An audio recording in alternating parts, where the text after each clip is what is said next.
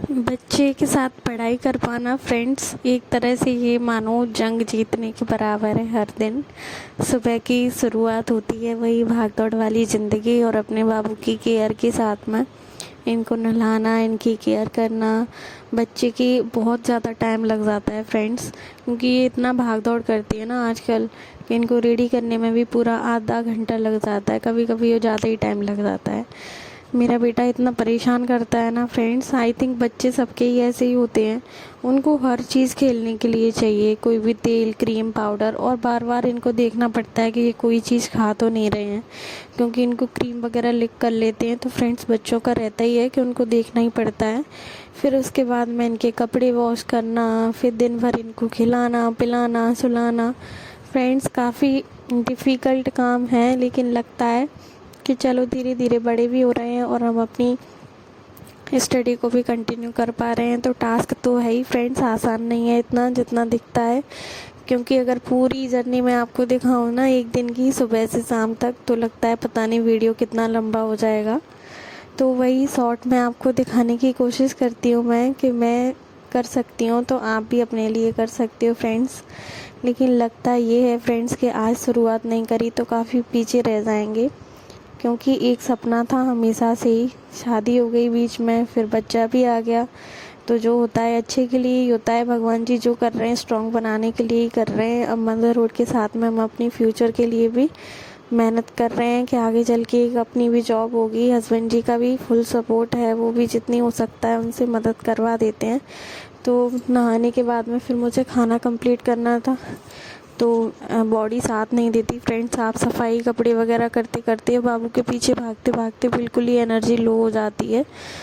तो फिर हस्बैंड जी ने भी सब्ज़ी वगैरह काट दी थी, आलू वगैरह छील दिए थे, क्योंकि आज मुझे ये ग्वार की फली वाली सब्ज़ी बनानी थी, तो इसमें थोड़ा सा टाइम भी लगता है।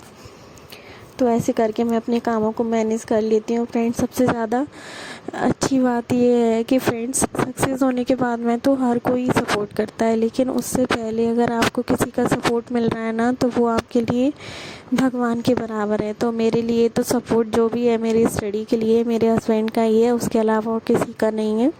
सबके लिए बस ड्यूटीज़ और रिस्पॉन्सिबिलिटीज़ निभाना है मुझे।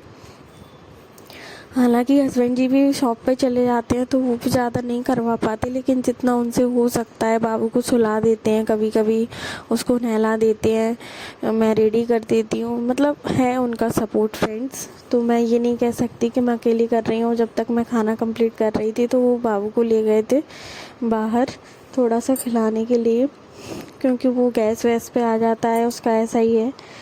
और दादी भी अंदर थी, सो रही हैं दादी, तो दादी को डिस्टर्ब नहीं कर सकते। फ्रेंड्स जो भी है हम जो पत्नियां हैं उनका जो भी जोर चल सकता है वो अपने पति पे ही चला सकते हैं और किसी पे नहीं, क्योंकि जीवन साथी अच्छा है, भगवान ने दिया है जो भी है। चलो अच्छे हैं जीवन साथी के रूप में मुझे जो भी मिले हैं, बाकी सब ईश्वर की मर्जी है, जो है जैसा भी है। अब मैं किसी से ज़्यादा कोई मतलब नहीं रखती। दिन में ज़्यादा सुलाने की कोशिश की फिर भी ये नहीं सोए, लेकिन रात को ये बात अच्छी हुई कि मेरा बेटा 9 बजे के करीब ही सो गया। तो डिनर वगैरह करने से पहले 1 घंटे की पढ़ाई हो गई, फिर उसके बाद में डिनर बना करके फिर मैं डायरेक्ट पढ़ने बैठ गई, क्योंकि आज मुझे पता था ये जल्दी सो गए हैं। दिन में नहीं सोया था बाबू, तो रात को थोड़ा सा जल्दी सो गए थे।